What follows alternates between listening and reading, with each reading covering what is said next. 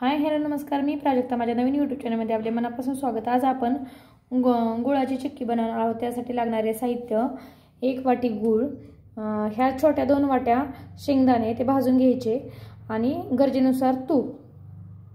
हे 2 वाट्या शेंगदाणे छान भाजून घ्यायचे. शेंगदाणे भाजून झालेले आहेत. आपण त्याचा कूट करून घेणार आहोत. जास्त बारीक नाही करायचा, थोडासा मोठाच करायचा. आता आपला कूट बनवून झालेला आहे. आपण 1 वाटी जो गूळ घेतला तो पॅन मध्ये टाकून घ्यायचा. तो वितळून घ्यायचा.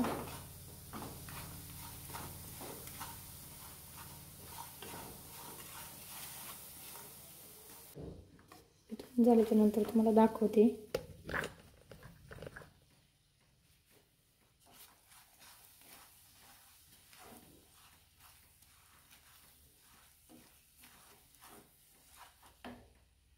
आता गूळ मेल्ट होत आलेला आहे. आपण त्याच्यामध्ये 1 चमचा तूप टाकून घेणार आहोत. तूप टाकल्यानंतर वडी क्रिस्पी होते चिक्की. ते एकत्र करून घ्यायचं.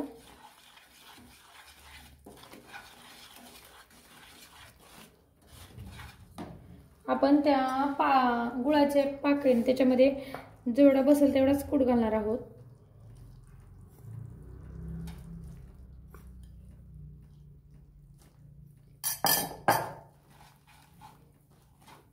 मी 1.5 वाटी कूट बसलेला आहे.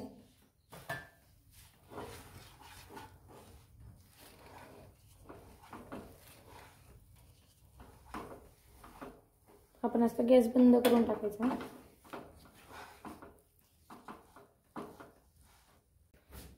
जोपर्यंत गरम आहे तोपर्यंतच आपण हे लाटून घेणार आहोत.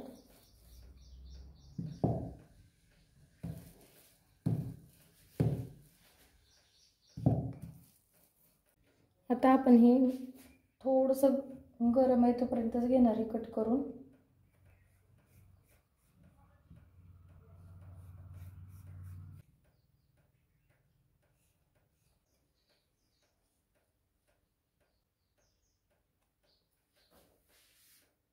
आता आपली गुळाची चिक्की तयार झालेली आहे.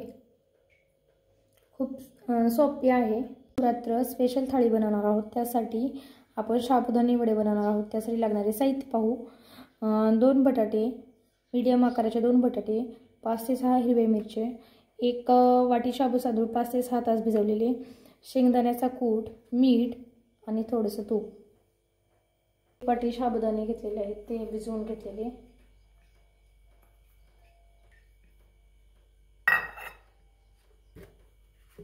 हे हिरव्या मिरचीचं वाटण करून घेतलेलं, थोडंसं तूप,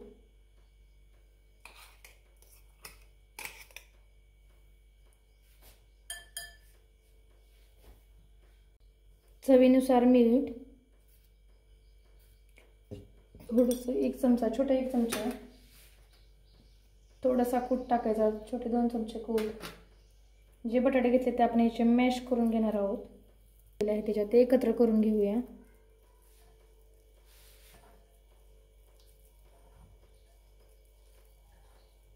आता आपलं तेल तापलेलं आहे. त्याच्यामध्ये आपण वडे सोडून घेऊया.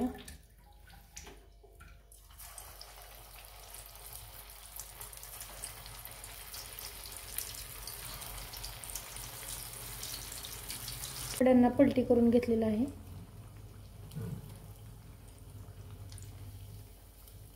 वडे तळून होत आहेत तोपर्यंत आपण वड्यासाठी लागणारी चटणी बघून घेणार आहोत. त्यासाठी आपण मिक्सरचा जार घेतलेला आहे. 4 मिरच्या, थोडंसं ओल्या नारळाचं खोबरं, थोडंसं मीठ, शेंगदाण्याचा कूट 2 चमचे. आता याचा आपण बारीक पेस्ट करून घेणार आहोत. त्याच्यामध्ये आपण थोडीशी साखर टाकून घेणार आहोत. थोडीशी साखर, थोडंसं पाणी, त्याची बारीक पेस्ट करून घेऊया. आपण साबुदाण्याबरोबर जी चटणी खाणार आहोत ती तयार झालेली आहे. खोबरं आपण वडे तळून होत आहेत तोपर्यंत आपण वरईचा भात कसा बनवायचा ते बघूया। आपण अर्धी वाटी वरईचे तांदूळ घेतलेले आहेत, ते भाजून घेऊया।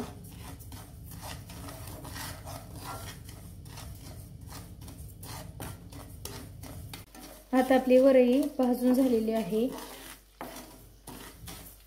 आपण ती स्वच्छ पाण्यात धुवून घेणार आहोत। शिजवण्यासाठी पाणी ठेवणार आहोत पॅन मध्ये।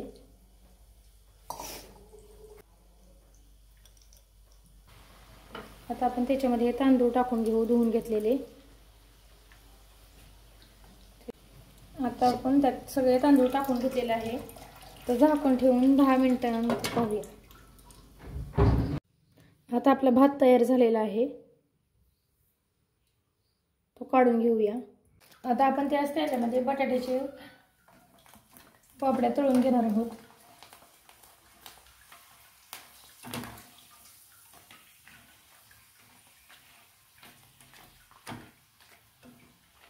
आता आपण त्याच तेलामध्ये नायलॉन तळून घेणार आहोत।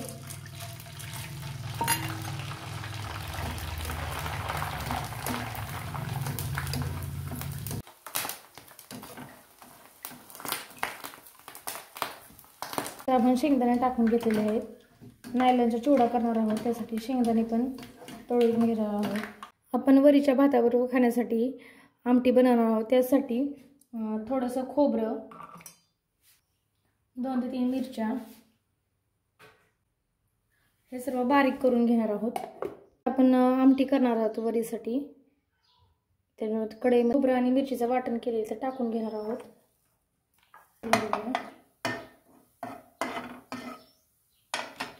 आता आपल्याला खोबरं आणि मिरची परतून झालेली आहे।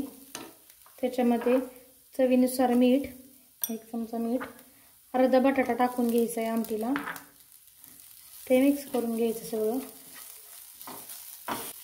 थोडंसं पाणी टाकून घ्यायचं, तुम्हाला जेवढी आमटी हवी तेवढं पण पाणी टाकून घ्यायचं। त्याच्यामध्ये शेंगदाण्याचा कूट,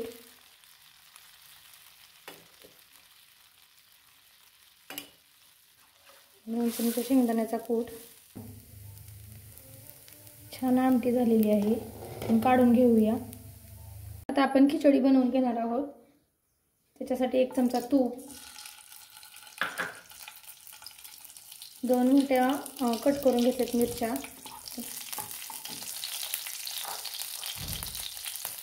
चवीनुसार मीठ,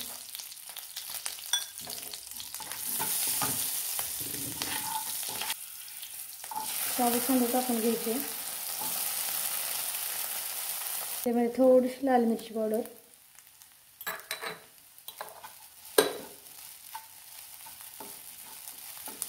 घेणार आहोत आपण।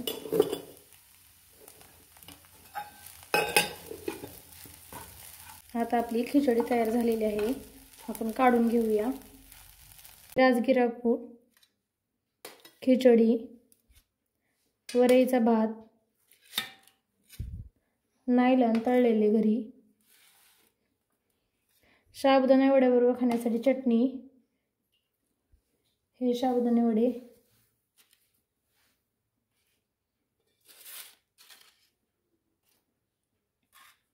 भाताबरोबर खाण्यासाठी आमटी,